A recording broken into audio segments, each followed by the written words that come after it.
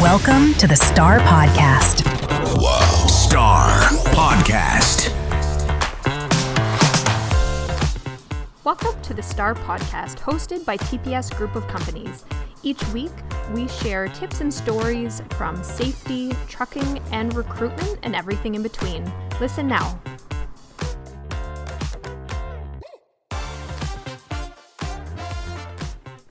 For anyone who just bought a motorhome or RV, or maybe you're considering buying one, you need to listen to this episode. Today I talked to Shannon, who's the admission specialist at Northern Academy, and she shares some really important licensing tips for anyone who has a motorhome or an RV. So take a listen. So I'm very excited to welcome Shannon back to the show. Shannon's been with us for a couple episodes now, so I'll link those in the show notes because you gave some good information previously. But today we're talking all about motorhomes, RVs, air brake training, all that good stuff. So Shannon, if you could just quickly introduce yourself and let us know where you work and what you do, that'd be great. Yeah, okay. So my name's Shannon. I work for Northern Academy of Transportation Training, also popularly known as NAT.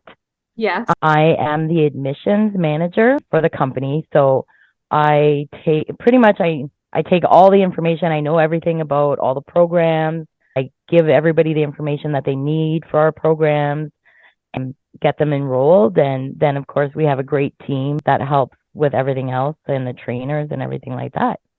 Perfect. If everyone's listening to this in real time, it's spring. People are thinking about camping and taking road trips and things like that. So we thought it was important to talk today about motorhomes and RVs and everything to do with that. This is a big thing, and I think some people don't realize this. So for anyone who's thinking about purchasing a motorhome, what should people be considering before they do so as far as licensing goes?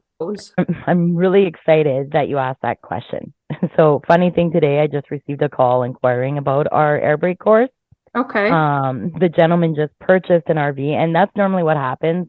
I get the calls after they've purchased them. Yes. And so he was inquiring about our air brake and had said, I just purchased an RV. So a lot of the times, either they call them an RV, a condo on wheels, coach, motorhome, but it all ends up being the same. It ends up being about what the vehicle, if it's air brake. Right. That's normally like a big red flag for me when I hear that. Because most vehicles that are equipped with an air brake system, normally the weight of the vehicle is essential. You know, I gave the gentleman the information. I told him he should be checking the gross vehicle weight with it full. With RVs, they'll give two weights. So the weight without the water in the water tank or anything in the septic tanks or the gray water tanks, gas, stuff like that. Yep. So then they'll give you the rating with it all full. Oh, okay. And that's the rating you have to go by. So if the rating is over 11,000 kilograms, that weight, well, now you're no longer safe with your G license. Oh, okay. Yeah, and it's sad because I get so many calls where the salesperson tells them, no, you're fine just with a G. Even, where, I Googled and they say, yeah, you can drive a motorhome with a G license. And it's like, yeah, you can drive it with a G license if it's under that weight class. Okay. So there's not really much out there on Google that's accurate. Okay. Yeah, so that's where it becomes difficult for everybody. So in Ontario, any motor vehicle, of course, has rules and regulations that have been implemented for the drivers. We actually have a lot of people don't understand about weight classes. And that's the big thing. Like even, let's say you're working for a tow truck company and they're like, yeah, here you go. And you have a G license and go drive the little tow truck. But if that tow truck weight and then weight with the vehicle being towed is over the 11,000 kilograms, then you're no longer legally licensed to drive that vehicle. It's up to everybody to kind of know the rules and regulations and know what they're legally licensed for. Because if something happens and they get in an accident, Right. Now there's huge implications because now they're not legally licensed to drive that vehicle.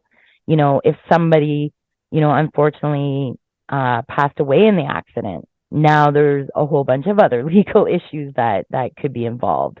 Right. For a Class G, how it is written in the Ontario handbook, Class Gs are allowed to drive any car, van, or small truck or combination of vehicle and towed vehicle up to 11,000 kilograms, provided the towed vehicle is not over 4,600 kilograms. A pickup truck towing a house trailer exceeding 4,600 kilograms, but the total combination weight of the truck and trailer does not exceed the 11,000 kilograms, it is deemed a Class G.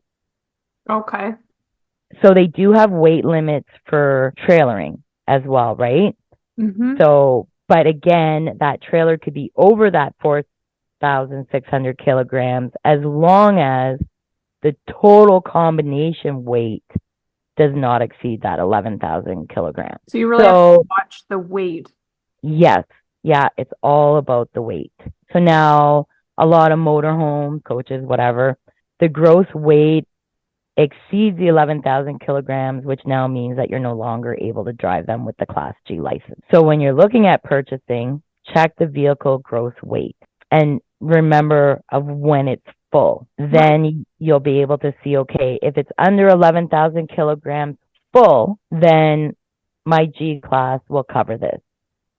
If it's over the 11,000 kilograms full, now my G license is no longer good and I'm going to have to upgrade to a D minimum. Now, again, that's going to depend on whether they're going to be trailering something behind that vehicle. So you see a lot of the RVs and they'll have the trailer behind with their vehicle. So now they got to take into consideration the trailer and what they're towing. Because again, it cannot go over that 4,600 kilograms when you're dealing with your weights again. So if someone's looking right now and their gross vehicle weight's at 15,000 kilograms and it's empty and it has air brakes, what would they have to do in order to legally drive it? Okay, so we know empty, it's already over that 11,000 kilograms. Yep. And it has air brakes. Yep. So they're going to have to upgrade their license to a DZ license in order to legally be able to drive that vehicle. Okay. No, that's good to know. I feel like people don't realize that. And actually, I didn't realize that you'd have to have a DZ for that. I thought you'd just have to have your air brakes. Yeah, no, you need that DZ. And yeah, and a lot of people think that, right? So I do get a lot of the calls now. If they don't tell me they've just purchased an RV, then, I just register them into the air brake because I have no idea. But the second, like normally they do because they're so excited, but it is a big deal because now they're like, what? I was told I could drive it just with the G. Oh, no. And now it's more money. Now they've got to pay, they've got to get their medical and... Wow. So if someone needs their air brakes or they need their DZ or maybe they're confused and they don't know which one they need to get, what's the best way to contact you or what's the best way to sign up for the courses at NAT? If they ever have any questions, they can call me. I always prefer my cell phone because then they get directly in contact with me. The 705-561-1464. Perfect. And they can also visit northernacademy.ca, read over the different courses because you offer a bunch of different courses as well, and they can get lots of information there, right?